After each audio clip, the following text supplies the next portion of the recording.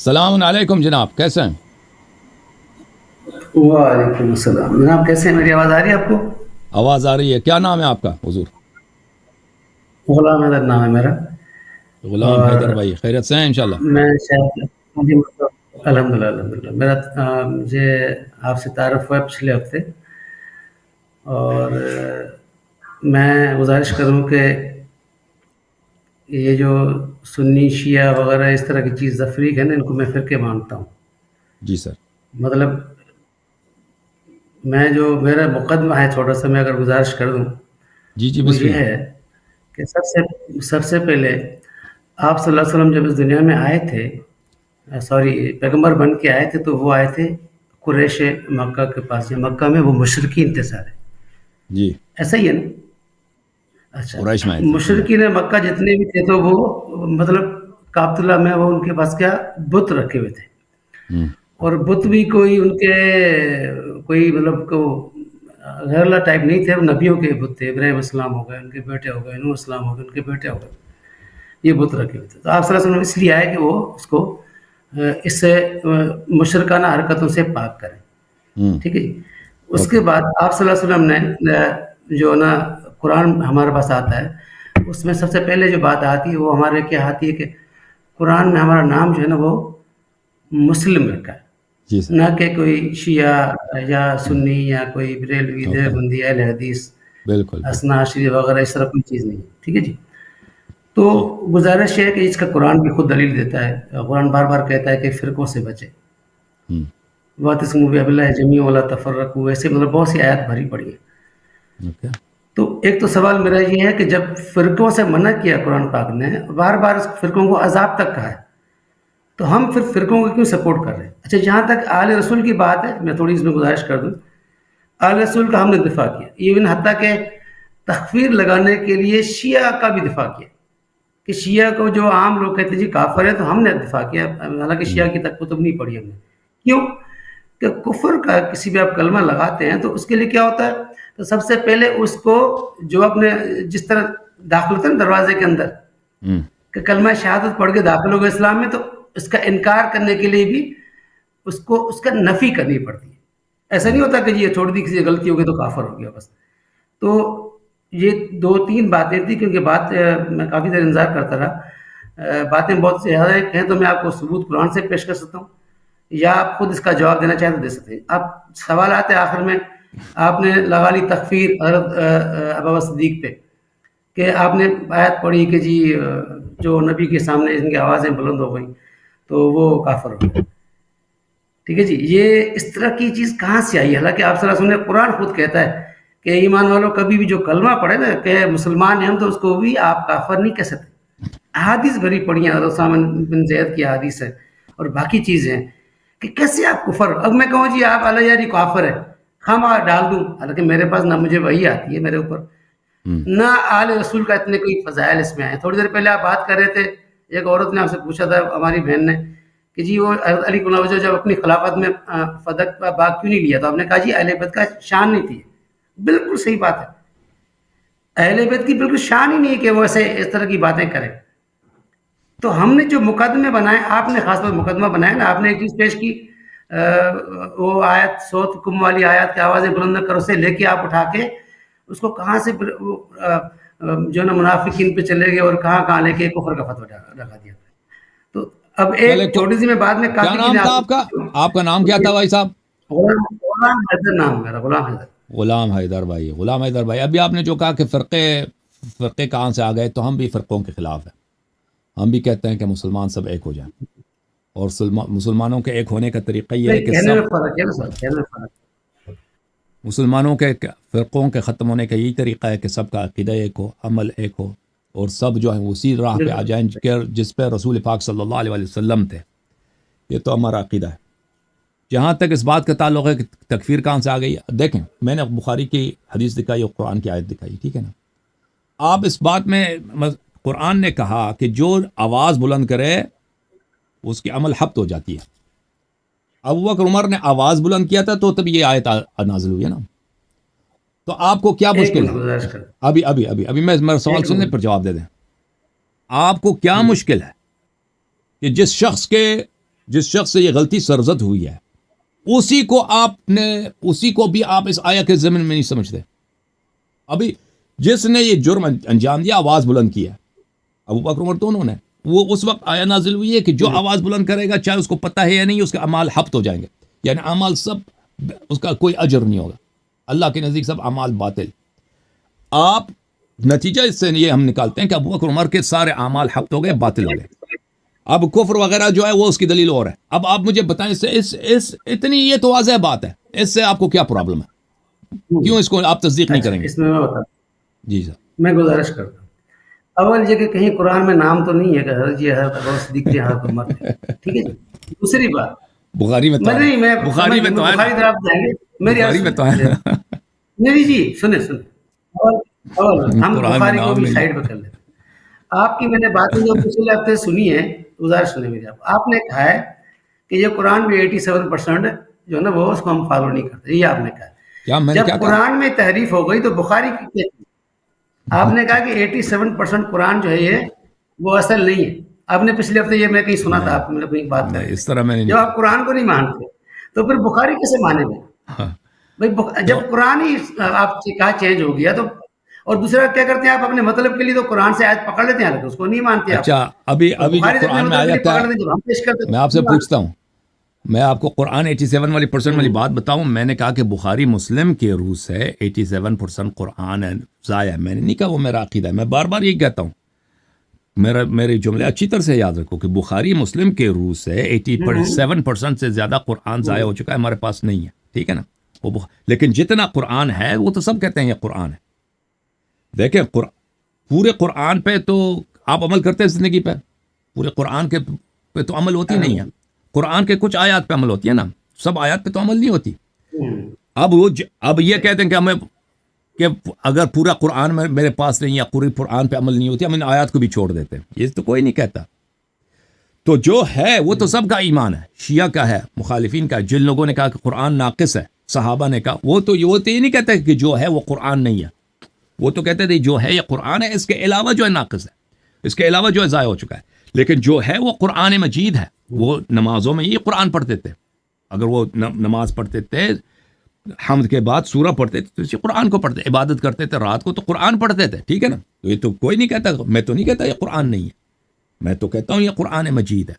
میں جو 87% بات ہے وہ میری بات جو ہے کامل نقل کرو کہ بخاری مسلم کے روح سے 87% زیادہ قرآن ناقص ہے. لیکن اب تو جو قرآن ہے وہ تو سب کہتے ہیں یہ قرآن ہے, اس کی قرآنیت میں تو کسی کو انکار نہیں ہے. اب جہاں تک یہ بات یہ ہے کہ ابو بکر عمر کا اس میں نام نہیں ہے, تو ابھی بھائی صاحب ابھی یہ تماشا شروع کر دینا. جن آیات میں آیا کہ تم نماز پڑھو اس میں آپ کا نام ہے بھائی. جن آیات میں آیا کہ تم شراب نہ پیو اس میں آپ کا نام ہے, اس میں آپ کا نام ہے. تو ابھی تو پھر نماز شراب پی لو نا. قرآن میں آپ کا نام تو نہیں ہے, قرآن میں آپ کا نام نہیں ہے بھائی. آپ شراب پینا شروع کر دو.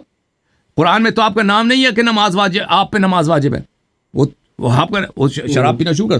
قرآن میں یہ ہے میرے عزیز, قرآن میں یہ ہے کہ جو بھی شخص ہو آواز بلند کرے نبی صلی اللہ علیہ وسلم پر, اس کے اعمال حبط ہیں. ثابت کر دیا ہم نے کہ ابو بکر عمر نے آواز بلند کی ہے, ابو بکر عمر نے آواز بلند کی ہے. بخاری سے ثابت کیا.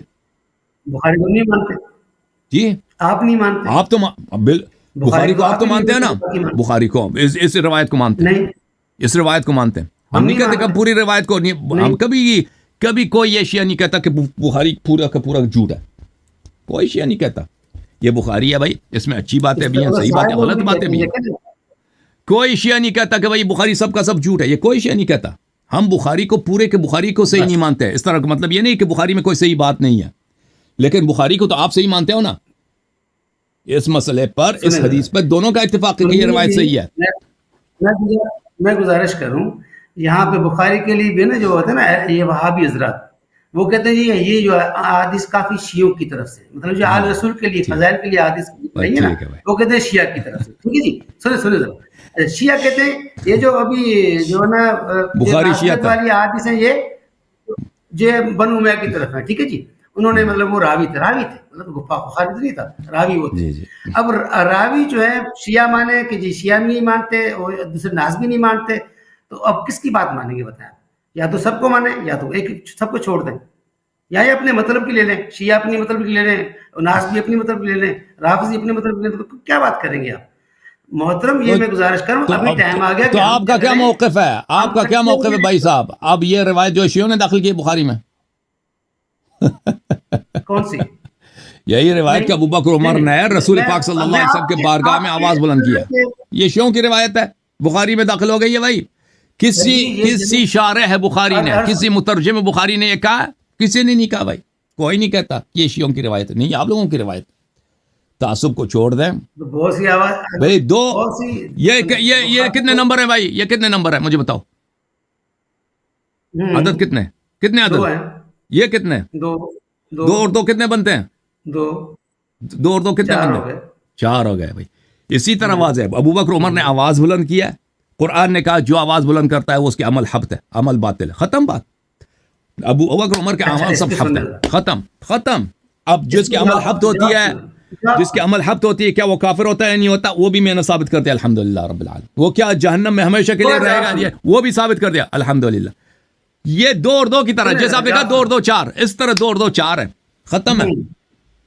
اب سن لیں 2 اور 2 4 سن لیں. جی اچھا، جب ابوبکر عمر نے، چلو لیٹ سے مان لیتے ہیں بخاری کی بات صحیح ہے، آپ صلی اللہ علیہ وسلم زندہ تھے یا وفات پا گئے تھے؟ آپ زندہ تھے اس وقت کہ جب یہ آیا نازل ہوئی تو زندہ تھے. نبی کیا کرتا ہے کہ نبی کے اپنے سامنے وہ بخشش نہیں مانگ سکتا کسی کے لیے، یا اللہ تعالیٰ سے معافی نہیں مانگ سکتا کسی کے لیے. چلو یا عمر سے اب سے غلطی ہو گئی، تو کیا نبی موجود ہے؟ ہاں، نبی وفات پا جائیں، سامنے نہیں ہے، اب غلطی کرتا ہے بندہ، تو اب یہ بندہ گناہ گار. نبی موجود ہے. اب قرآن میں جو جنگ سے بھاگنے والی بات ہے، بھائی احد سے بھاگ گئے صحابہ، تو بعد میں کیا ہے کہ ان کو معاف کر دیا اللہ تعالیٰ نے کہ بھائی دوبارہ نہیں کرنا، یا سب کا کافر ہو گئے. ایسے نہیں ہے کہ بھائی یہ کہہ دینا کہ بھائی نبی موجود ہے، ثابت کرو نا. ٹھیک ہے بھائی، نبی سے جو ثابت ہے صلی اللہ علیہ وسلم، وہ یہ ہے کہ وہ یہ سورہ انہوں نے پڑھی ہے، مسلمانوں کو سکھائی ہے، یہ انہوں نے تلاوت فرمایا کہ جس میں ان کا حبط عمل ہے. انہوں نے کوئی آیا نہیں پڑھی ہے جس میں ان کی مغفرت ہے. ٹھیک ہے نا؟ ان کا جرم دیکھیں. اب ایک کام کرتے ہیں، نبی صلی اللہ علیہ وسلم کے زمانے میں نبی صلی اللہ علیہ وسلم کہتے ہیں کہ یا اللہ تعالیٰ کی جانب سے آپ کی مذمت میں قرآن نازل ہوئی ہے، قرآن کو وہ پڑھاتے ہیں، قرآن کو وہ پڑھتے ہیں، نمازوں میں پڑھتے ہیں. آپ کی عزت آپ کی بےزتی ہوگی یا نہیں ہوئی یا نہیں ہوئی؟ بالکل ختم بات ہے. آپ جو بالکل مٹی میں مل گئے نا. اب آپ کہتے ہیں، آپ جو کہتے ہیں نا کہ نبی صلی اللہ علیہ وسلم تو استغفار بھی کر سکتے تھے، فلان کر سکتے، وہ ثابت کرو نا کہ انہوں نے کیا بھی ہے ان کے لیے. میں بتاتا ہوں، میں گزارش کرتا ہوں. عبداللہ بن ابی سلول کیا تھے؟ وہ منافق نمبر 1 منافق تھے، منافق میں سردار تھے. ٹھیک ہے جی. اچھا، ان کے لیے بھی نبی نے کہا، قرآن میں ہے کہ 70 مرتبہ مخالفت کرو گے تو اے نبی میں نہیں کروں گا، لیکن آپ نے فرمایا تھا کہ میں 71 مرتبہ کروں گا. ٹھیک ہے جی. وہ منافق تھے، سریعام منافق سردار تھے، ان کو بھی کافر نہیں کہا. نہیں، نبی نے کبھی کہا کہ منافق ہے. کافر کہا بھائی؟ کبھی بتایا مجھے؟ میں پڑھتا ہوں، بسم اللہ الرحمن الرحیم. اذا جاءك المنافقون قالوا نشهد انك لرسول الله والله يعلم انك لرسوله والله يشهد ان المنافقين لكاذبون. جب منافق آپ کے پاس آتے ہیں وہ شہادتین پڑھتے ہیں، لا الہ الا اللہ محمد رسول اللہ صلی اللہ علیہ وسلم. اللہ شہادت دیتا ہے کہ آپ اللہ کے رسول ہیں، لیکن یہ منافق جھوٹ بولتے ہیں. اللہ نے تکفیر کر دی نا. صحیح بات. آج اللہ نے شہادت جنرل ٹرم میں کی ہے، کسی کا نام لے کے نہیں کی. یہ عبداللہ ابن ابی سلول کے لیے. سر سنیں، تبت یدا ابی لہب وتب ہے نا، باقاعدہ نام لے کے آیت آئی ہے. اب یہ جو ہے نا، یہ اس پہ چینج نہیں ہو سکتی. لیکن اب عبداللہ بن سلول کے لیے بھی نام نہیں آیا، جنرل ٹرم ہے. یہ جنرل بات کی کہ منافقوں کے لیے. تو کہاں منافق تھا یا نہیں تھا؟ آپ مجھے بتائیں. عبداللہ ابن ابی ابن سلول جہنمی تھا، منافق تھا یا نہیں تھا؟ مجھے کیا پتا؟ آپ کو نہیں معلوم کہ منافق تھا یا نہیں تھا؟ معاف نہیں کروں گا. آپ کو نہیں پتا؟ جب اللہ تعالیٰ کہتے ہیں، سر میں بتاتا ہوں نا.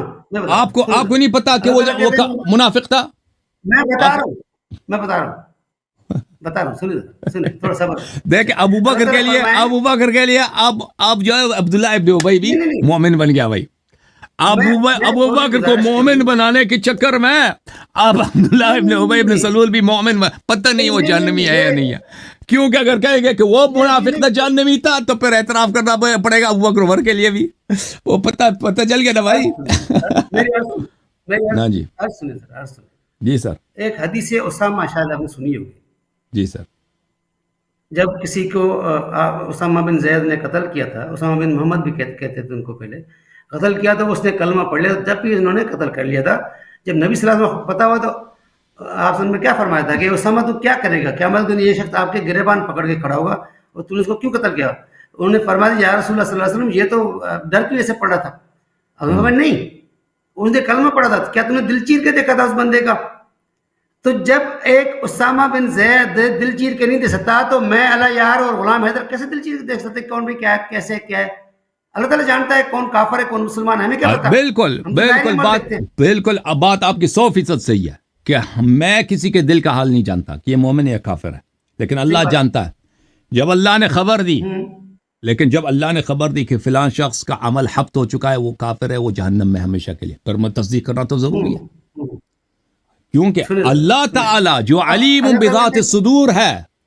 میں تو کبھی نہیں کہتا کہ مجھے خواب میں نظر آیا. میں کہتا ہوں میں کہتا ہوں کہ میں نے اس کی تصویر دیکھی ہے، یہ منافق ہے. یہ تو پاگل آدمی اس طرح بات کرے گا.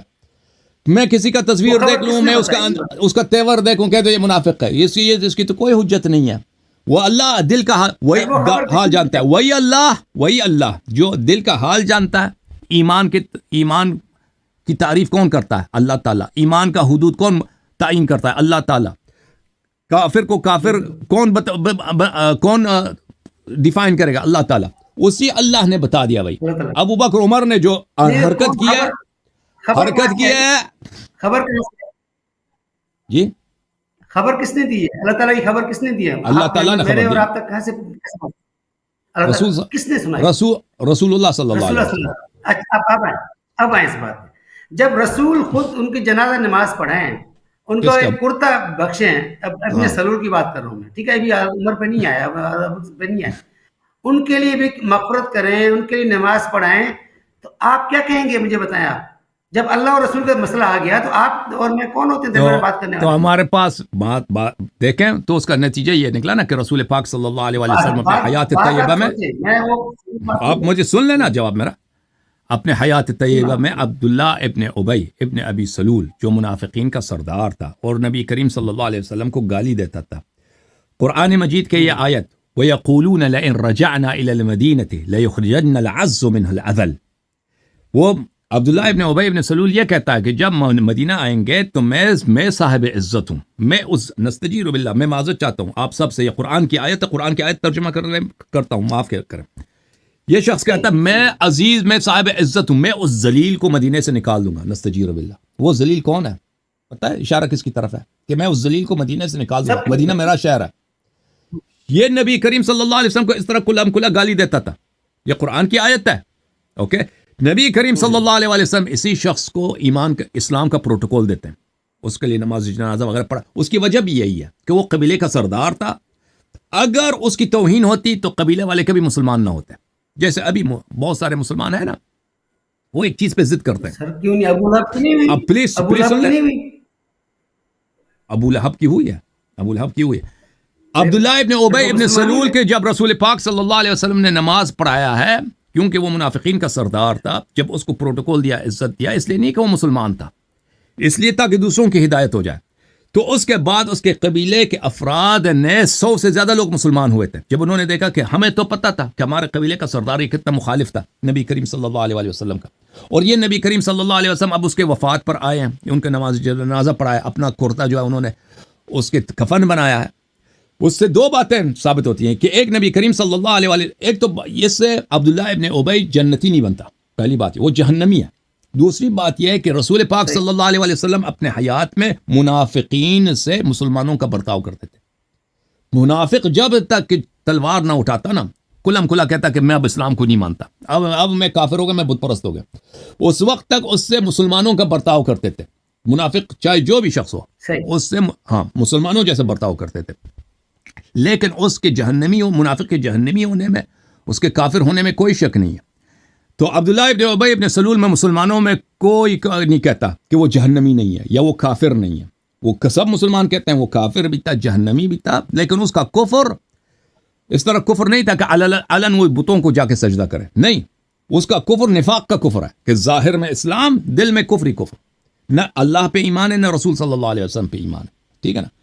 تو اس ایسے مسلمانوں کو، ایسے کافروں کو، وہ جو بظاہر مسلمان ہیں، نبی کریم صلی اللہ علیہ وسلم ان سے مسلمانوں جیسا معاملہ کرتے تھے کہ یہاں تک کہ اس کا نماز جنازہ بھی پڑھایا ہے، تو لیکن اس کا مطلب یہ نہیں کہ وہ مسلمان تھا، نہیں، وہ کافر تھا۔ اسی طرح آتے ہیں شیخین کی طرف، شیخین کے متعلق نبی کریم صلی اللہ علیہ وسلم اللہ کی جانب سے آئے لے کے آئے کہ اس کے اعمال حبت ہیں۔ آپ قرآن کی تصدیق کرتے ہیں یا نہیں کرتے؟ اب یہ بات وائنڈ کر لیں، پھر ٹھہرے، سیکنڈ پہ بعد میں آتے ہیں، پہلے اپنے سرور کا مسئلہ حل کر لیتے ہیں۔ اچھا مجھے بتائیں، جب نبی صلی اللہ علیہ وسلم نے کبھی کہا کہ یہ منافق ہیں؟ آپ پہلے مجھے اپنا موقف بتائیں عبداللہ ابن ابی ابن سلول کے متعلق، آپ کا کیا عقیدہ ہے اس کے متعلق؟ وہ جہنمی ہے یا جہنمی نہیں ہے؟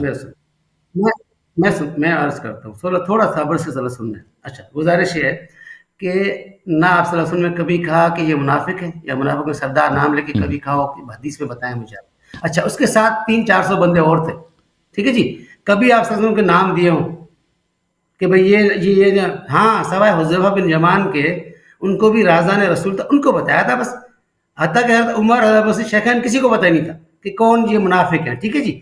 جب آپ صلی اللہ علیہ وسلم نے رکھا پردہ، ہم پردہ کیوں فاش کریں؟ مجھے بتائیں ایک بات۔ تو آپ کا کیا موقف ہے؟ آپ کا بھائی صاحب، آپ کا کیا موقف؟ وہ مسلمان تھا، آپ کا مسلمان بھائی ہے، میرا موقف یہ ہے، آپ کا مسلمان عبداللہ ابن ابی ان کا مسلمان بھائی ہے، بھائی ان کا مومن مسلمان، یہی موقف ہے آپ کا؟ یا تو کہہ دو منافق ہے یا کہہ دو آپ کا مسلمان بھائی ہے۔ میں گزارش جواب دوں، پاس گیا نا، آپ کا مسلمان بھائی ہے، ہمارا بھی یہی ہے، آپ کا بھائی ہے، ہمارا بھی یہ عقیدہ کہ وہ آپ کا بھائی ہے، کیونکہ اس کو منافق کہنے پہ یہ تیار نہیں ہے بھائی، آپ کا وہ بھائی ہے جی۔ اللہ تعالیٰ آپ کو ایسے اسٹیم نہ لگائے نا کہ شروع ہو گیا، آپ نے اسٹیم لگا کے سائن کر دیا آپ نے۔ اچھا سنیں، میرا موقف ہے جو نبی صلی اللہ علیہ وسلم کا موقف ہے۔ آپ صلی اللہ علیہ وسلم نے کسی کی عزت رکھی، پردہ رکھا، تو ہم بھی پردہ رکھیں گے۔ ہم قرآن کہتا ہے جنرل منافق ٹرم کی، منافق ٹرم جنرل ہے، جو منافق کرے گا چاہے کوئی قریبی ہو، دور کا ہو، آل رسول میں سے ہو، اصحاب رسول میں سے ہو، غلط ہے، یہ ہمارا موقف۔ لیکن کیا موقف ہے؟ دوبارہ بولیں عبداللہ ابن ابی کے متعلق ان کا کیا موقف ہے، بتاؤ۔ عبداللہ ابن ابی کا موقف نہیں ہے جنرل، جو منافق، وہ کوئی موقف نہیں ہے نا، پتہ ہے کیوں موقف نہیں ہے ان کا؟ اس لیے کہ عبداللہ ابن ابی کو اگر یہ کہہ دے کہ وہ منافق ہے تو پھر شیخین کی جان نہیں بچے گی۔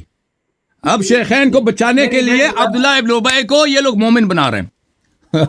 اب سن لو، میں آپ کو بخاری سے حدیث دکھاؤں، یہ بخاری دیکھ لو، بخاری دیکھ لو بھائی، تھوڑی بخاری چھوڑ دیں، بخاری چھوڑ دیں۔ سورہ نساء آیت نمبر 94، سورہ نساء آیت نمبر 94، یا ایھا الذین آمنوا اذا ضربتم فی سبیل اللہ، یہ پڑھیں ذرا آگے کیا لکھا ہے۔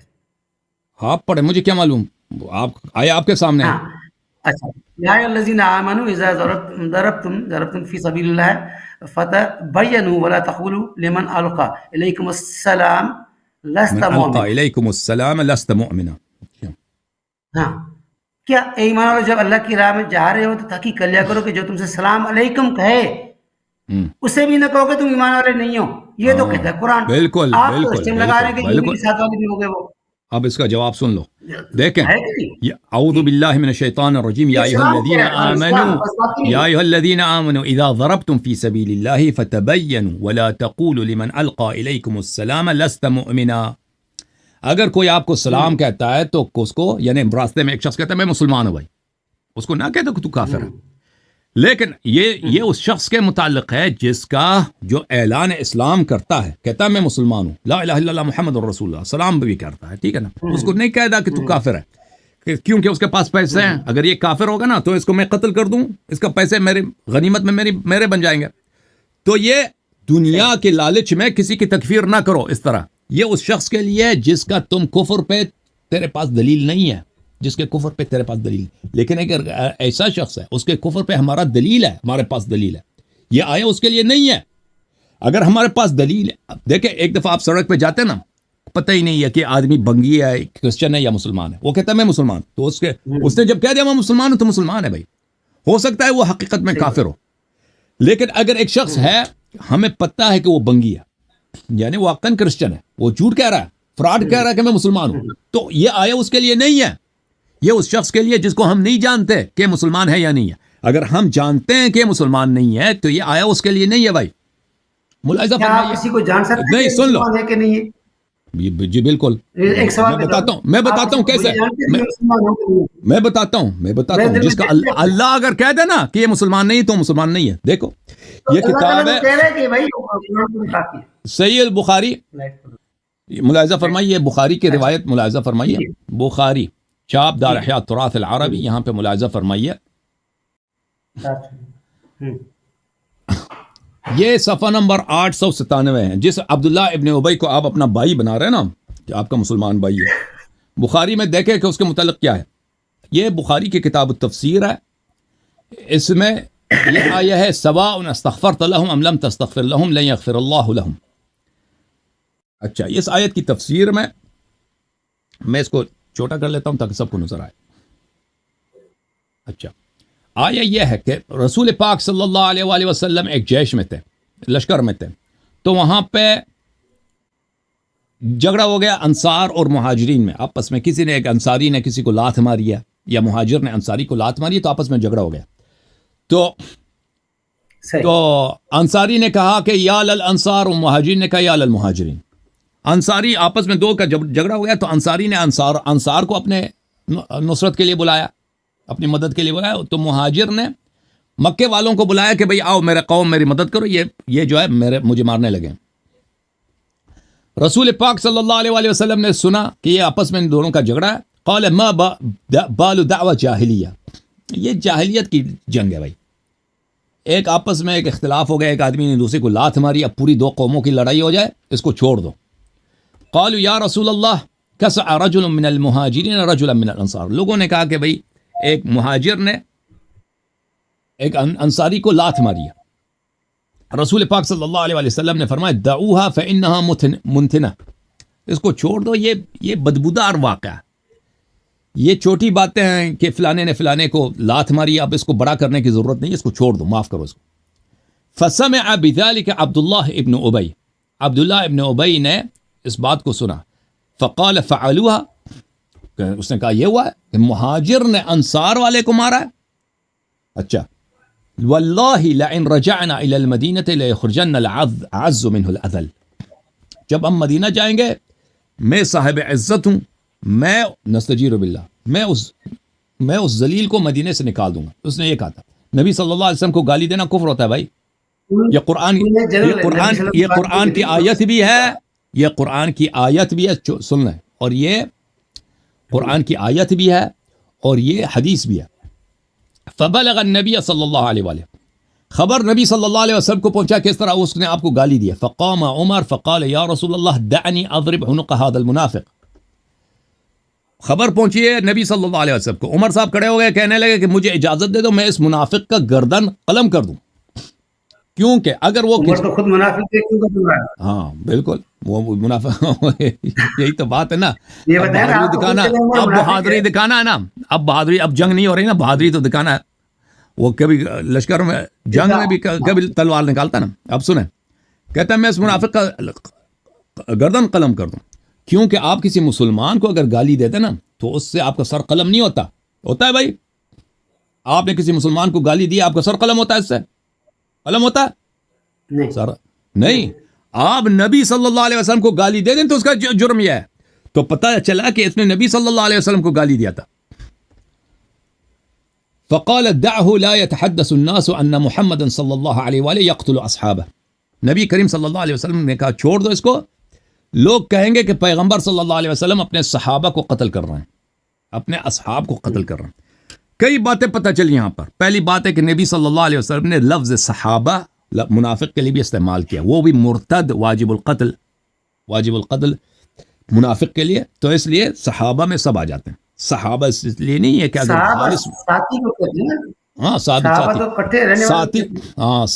ساتھیوں میں جو منافق ہوتے ہیں.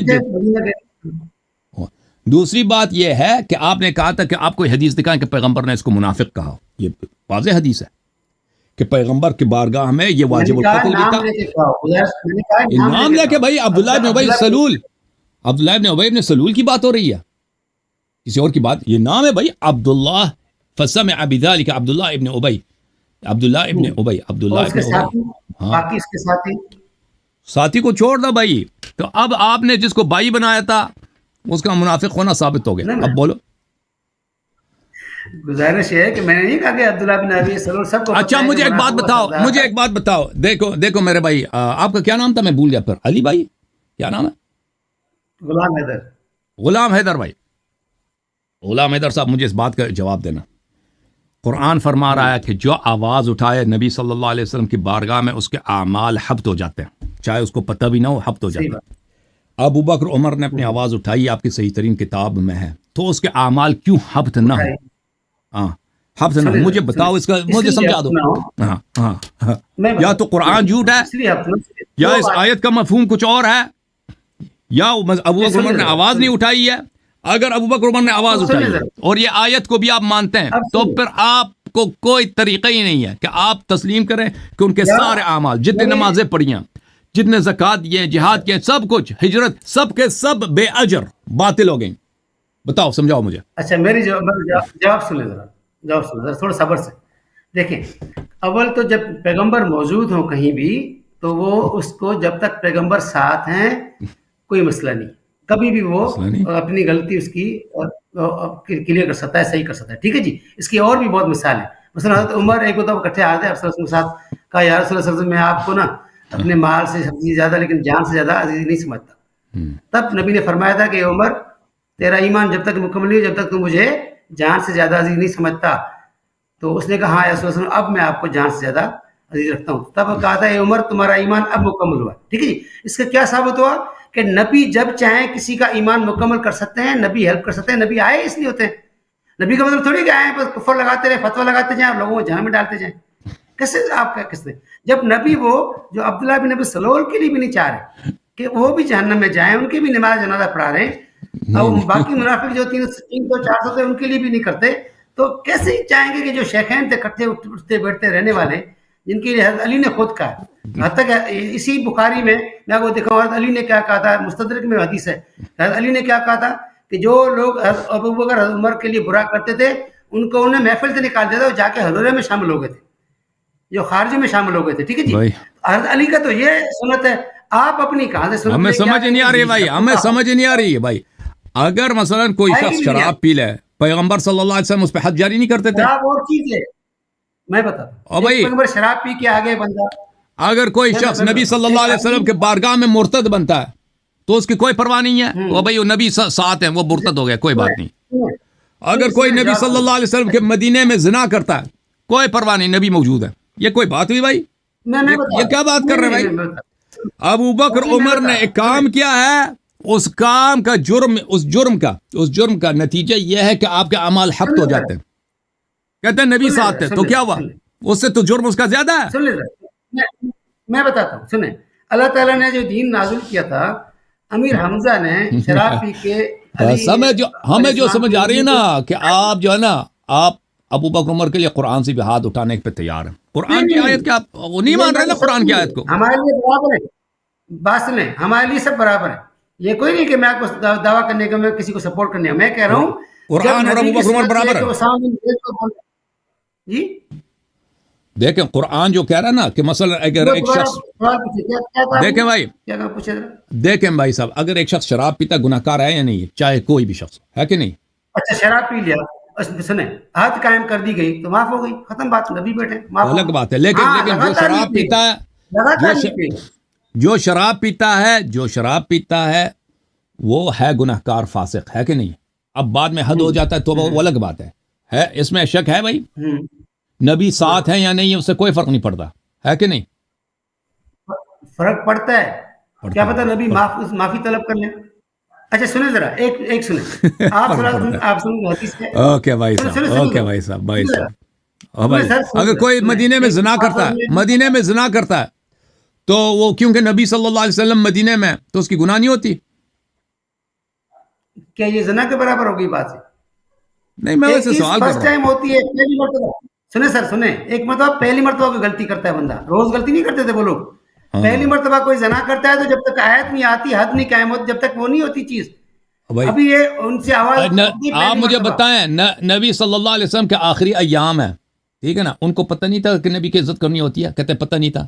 کبھی نہیں، کبھی جذبات میں آواز اٹھ جاتی ہے، کبھی حجت میں اٹھ ان جاتی کو ہے. پتہ ہے. اچھا ٹھیک ہے بھائی. ابو بکر عمر کو دیکھیں، اتنے معجزات دیکھے ان لوگوں نے، شق القمر ان لوگوں نے دیکھا ہے.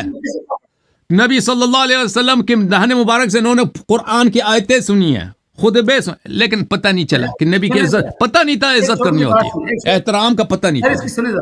پہلی دفعہ ایک مرتبہ آپ صلی اللہ علیہ وسلم پتہ ہی نہیں تھا. اب آیت نازل ہوئی، اب لیجیے، اب احترام کریں گے. آنکھیں بند، آنکھیں بند. اوکے بھائی، اوکے بھائی. ایک مرتبہ آپ صلی اللہ علیہ وسلم آئے علی کو لوجہ کے گھر میں. آپ نے کہا کہ کیا تم لوگ تہجد نہیں پڑھتے ہو؟ علی کو لوجہ نے کہا کہ یا رسول اللہ صلی اللہ علیہ وسلم، اللہ تعالیٰ جب ہم اٹھاتا ہے اٹھ جاتے ہیں، جب سلاتا ہے سو جاتے ہیں.